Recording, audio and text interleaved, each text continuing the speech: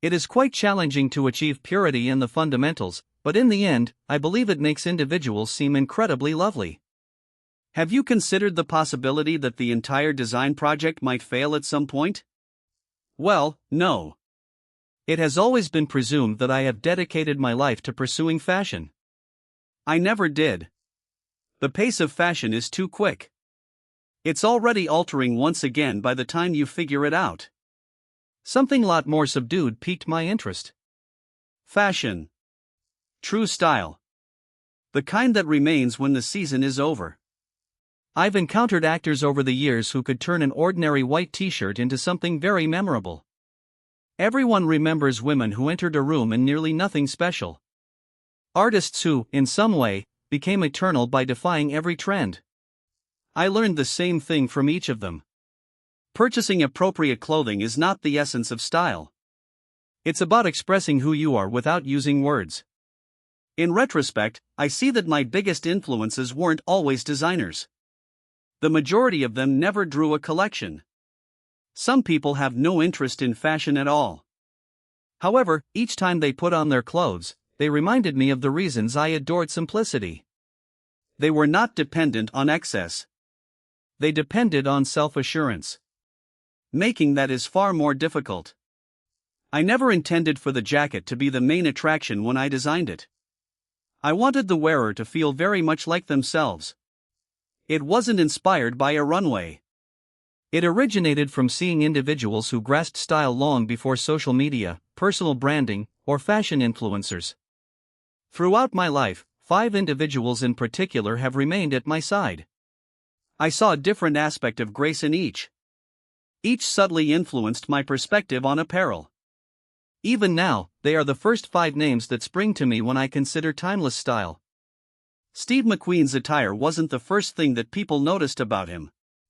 It was how at ease he appeared to be wearing it. Many folks ignore that distinction. I've witnessed men spend thousands of dollars on exquisite clothing only to appear to have stolen someone else's personality. Steve never experienced the issue. Everything he wore appeared entirely natural, whether it was a leather jacket, a faded denim shirt, a cashmere sweater, or the most basic white t-shirt. Nothing seemed practiced. Nothing seems to have been selected with the intention of making a statement by a stylist. Steve appeared to have just opened his closet, selected what was appropriate, and left. Ironically, getting that look is among the most difficult things in the world. Many people think that adding something is the source of style. A more vivid hue. And costly timepiece.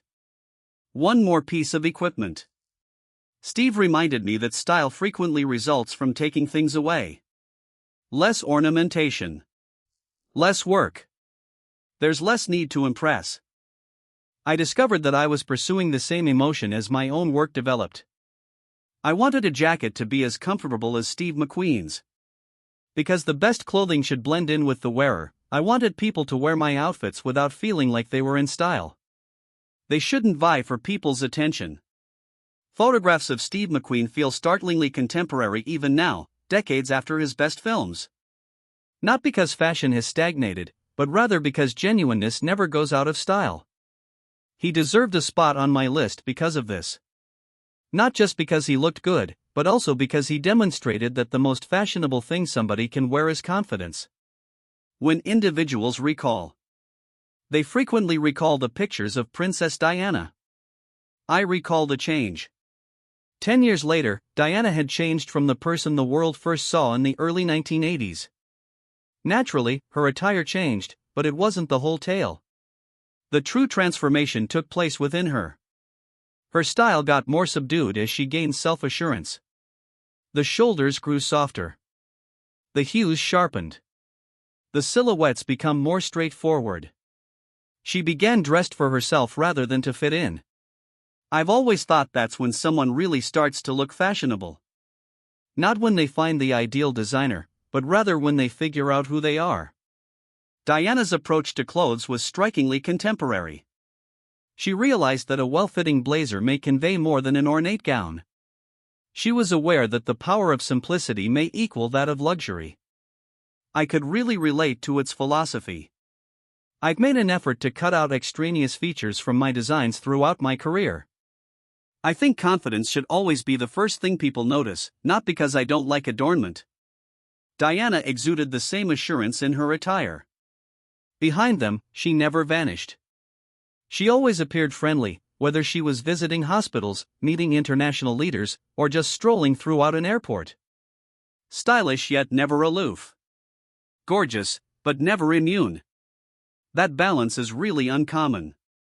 A person might appear important through their fashion choices. Style fosters a sense of community.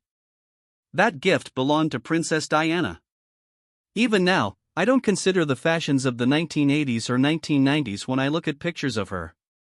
I imagine a woman who, over time, discovered her own voice and let it come through in her clothing. That strikes me as one of the finest styles. Not dressing to win people over. Dressing in a way that is at last genuine. Some folks are fashionistas. It appeared to be a few steps ahead of Bianca Jagger. Her outfit wasn't the first thing that caught my attention. It was her lack of fear. She never gave the impression that she was awaiting approval to dress differently. Bianca opted for accuracy during a period when glamour frequently equaled excess. With a well-tailored white suit, a spotless silk shirt, and little jewelry, nothing seemed overdone or accidental. She recognized that a single bold decision may convey more than a whole trendy ensemble. I've always respected those who follow their gut feelings. Opinions abound in fashion.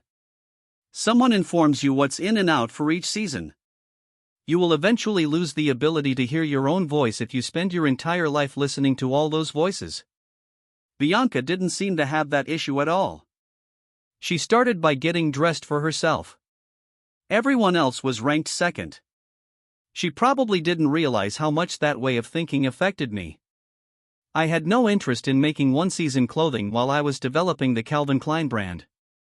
I wanted people to still feel at ease wearing them when they opened their wardrobes years later. That only occurs when a design is based on integrity rather than fads. Bianca put that idea into practice. She made audacious decisions without ever appearing to be attempting to startle anyone. Because it was a reflection of her personality, everything seemed natural. Now that I think about it, I see why her pictures still seem new. Not because each costume was flawless, but rather because each one was entirely her own. That, in my opinion, distinguishes being genuinely stylish from being fashionable. For a season, fashion is remembered. Genuineness leaves a lasting impression. In my life, I've encountered a lot of attractive women. Few others have the same understanding of elegance. It was Audrey Hepburn. She never relied on style to project an image. She was already aware of her identity. The clothing just went along with it. I've always respected that. I never observed anyone attempting to draw attention when I looked at Audrey. I observed someone who seemed totally at ease with simplicity. A small black dress, a white shirt, slender pants, and a black turtleneck. By themselves, none of those pieces were very noteworthy. However, they became unforgettable as soon as Audrey wore them. One of the most important lessons I've learned in my profession came from that. Complexity is not the source of an outfit's power. Clarity is the source of it. I've spent decades as a designer eliminating details rather than including them. People have occasionally questioned why my collections appear so tidy. I always gave the same response. I wanted people to be recognized, not their attire. Long before I could articulate it, Audrey exemplified that philosophy. Her attire never put her in a competitive position. She made it meaningful. She also exuded a subtle assurance that was impossible to create. She didn't pursue youth. She didn't seek attention. To remain current, she didn't change who she was every year. Consistency was something she trusted. Strangely, that's precisely why she never went out of style. Photographs of Audrey still seem modern to me whenever I see them. Authenticity never goes out of style, not because fashion has stagnated. She demonstrated that being elegant doesn't need wearing more clothing. Knowing what to omit can be crucial at times. I've kept that notion with me throughout my professional life. Every ad, every collection, every basic white shirt. In many respects, Audrey Hepburn served as a reminder that saying, "Look at my clothes," is not the strongest statement one can make. It's to give folks a first look at the individual. She will always be among the most fashionable persons I have ever met because of this. Few people I've met have a deeper understanding of American style than Ralph Lauren. I was never struck by his exquisite clothing designs. That's what many designers do. The fact that he developed a whole way of life astonished me. The majority of people create collections. Ralph created a dream. He recognized that purchasing one of his jackets included more than just purchasing cloth and sewing. They were purchasing an emotion. The sense of self-assurance, liberation, and optimism is far more difficult to produce than fashion. I have always admired those that adhere to a distinct vision. Trends came and went over the years. Excess was replaced by minimalism. Then excess came back once more. Streetwear evolved to become a luxury item. Luxurious became informal. The industry was always evolving. Ralph never pursued every opportunity. He changed, yet he never gave up on the elements that made his work identifiable. I made an effort to adhere to the same idea.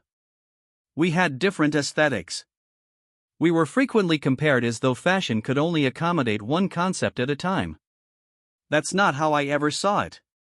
Ralph praised an idealized view of the United States. I looked for modernity and simplicity. There was no competition between the concepts. They were just having different chats. And I was impressed by that. He demonstrated that stability, not continual innovation, is the foundation of the strongest brands. Every time I glanced at Ralph, I saw someone who recognized that fashion is more than just attire. It's about developing an identity that people can recognize right away. Few designers have managed to do it. Fewer still have kept it up for over 50 years.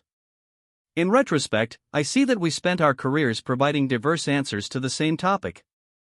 How do you boost people's self-confidence? I responded with restraint and clear lines. His response was timeless and aspirational. American style. Neither strategy was correct or incorrect. They just mirrored our personalities. For this reason, Ralph Lauren tops my list. Not because he was a better fashionista than anyone else. However, he demonstrated that the best style is never copied. It is the result of a lifetime of having faith in your own vision. These 5 individuals don't come to me when I think of iconic photos or memorable red carpets. I reflect on what they taught me. I learned from Steve McQueen that simplicity becomes memorable when one is confident. I learned from Princess Diana that the best style evolves with the wearer. Bianca Jagger demonstrated the superiority of originality over imitation. I was reminded by Audrey Hepburn that character is the foundation of grace. And Ralph Lauren showed that if you stay true to your idea, true style can become a legacy. I still think fashion has a function after all these years. It ought to motivate us. It ought to change. However, style is a lot more subdued thing. It doesn't demand attention. Over time, it gains respect. This is the one lesson I've applied to every collection I've ever created. The most fashionable people don't try to look like someone else all their life. They dedicate their entire lives to becoming more fully themselves. Ultimately, that is the single fashion trend that never goes out of style.